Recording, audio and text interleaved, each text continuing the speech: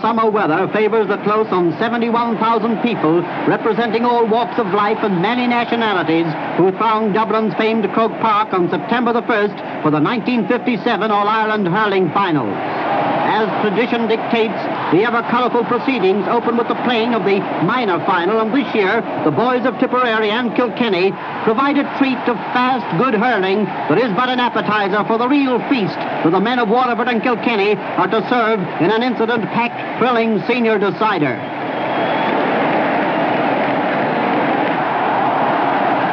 In the minor game, Tipperary, with 10 wins already to their credit, are most fancied to win, due in no small measure to the presence of senior experienced Jimmy Doyle and his younger brother Paddy.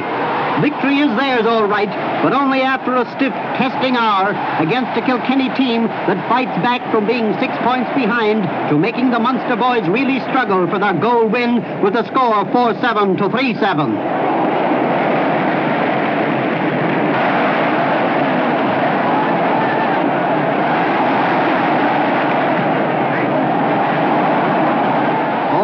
Are not Tipperary lads either. See the dash and craft of Kilkenny's Eddie Kerr, one of the chief architects of a revival that brings excitement but not victory.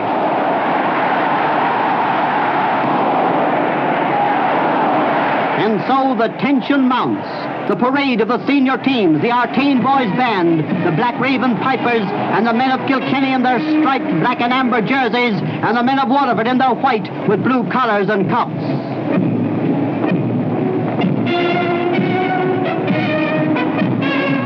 His Lordship, Most Reverend Dr. Kine, Bishop of Meath, is escorted onto the field by the President of the GAA, and soon the crowd is facing the tricolour for the national anthem.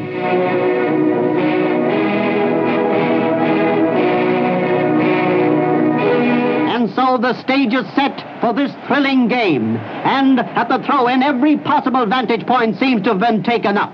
And in these first few minutes, Waterford, the team that swept aside Limerick, Cork and Galway on their march to the final, looked like sweeping the Kilkenny men aside too. And although Kilkenny do attack, there's no doubt whatever that in these early stages, Waterford are the dominant force. And in the 3rd minute of the game, their captain, Philly Grimes, scores their 2nd point.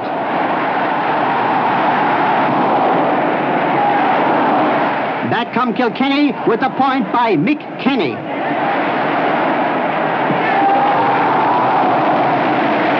This is the first of a series of scores which turn the whole game right around, and is he excited?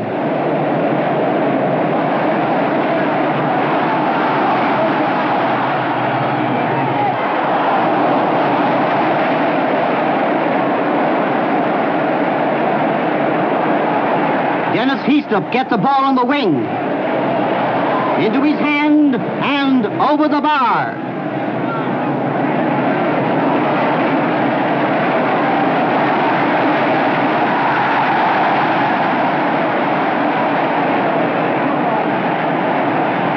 Kilkenny again, but this is a tough, hard Waterford defence. John Sutton to Mick Kenny, and here she comes again. Another point for Kilkenny.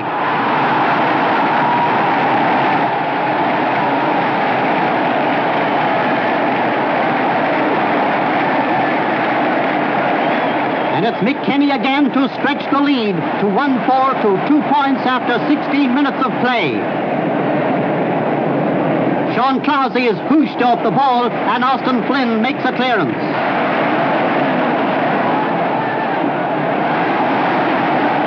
This shot by Philly Grimes goes wide.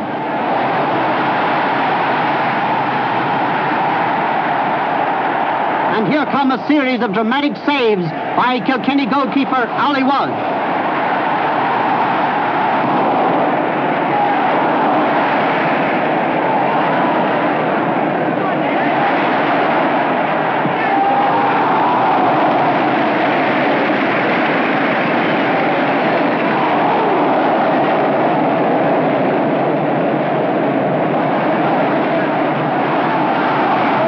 Waterford, who have trailed so long in this first half, are fighting back in dramatic fashion.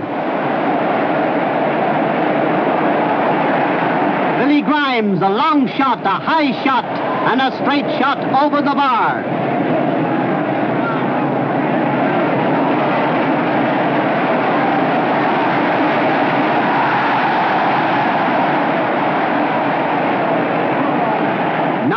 John Kiley's turn to narrow the gap.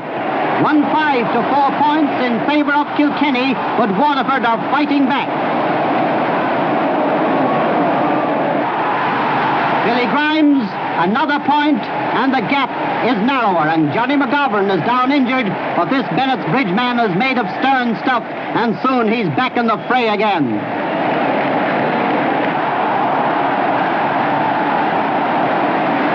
And now here's drama in the Kilkenny goal. An attack around the goal, the ball is in the net, the score is disallowed, but seconds later, Waterford have scored a goal, and seconds after that, they've taken the lead, 1-6 to 1-5 at the interval.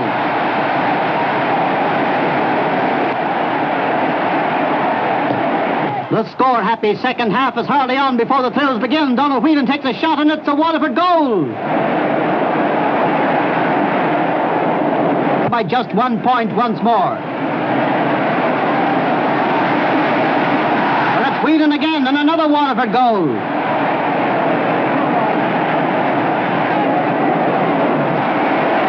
Around this time, Waterford are hurling really wonderful stuff, and Frankie Walsh increases their lead.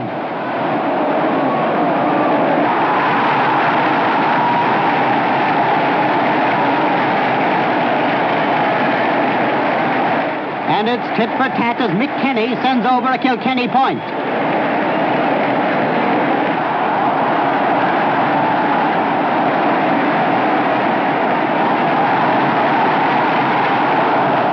Donald Whelan again, and a Waterford point.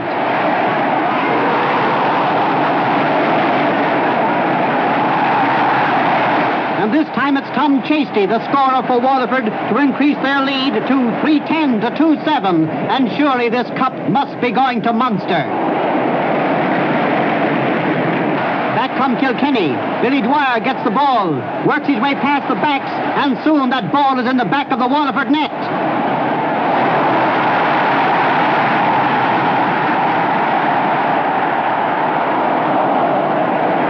But Waterford attack again, and Billy Grimes increases their lead. Back in Kilkenny, and McKenny scores a point.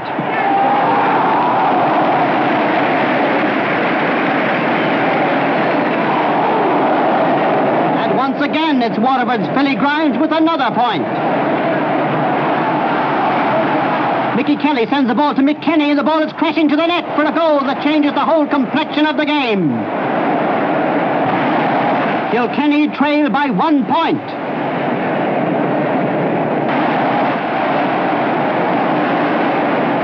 Mickey Kelly to Sean Clohessy. Clohessy's shot is blocked down. He takes another shot, and it's over the bar for the equalizer.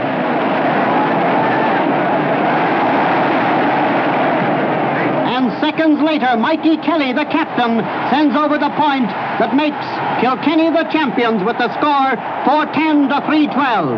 And so, with the crowd cheering for all their worth, the Kilkenny captain is cheered off the field with the cup of championship honor.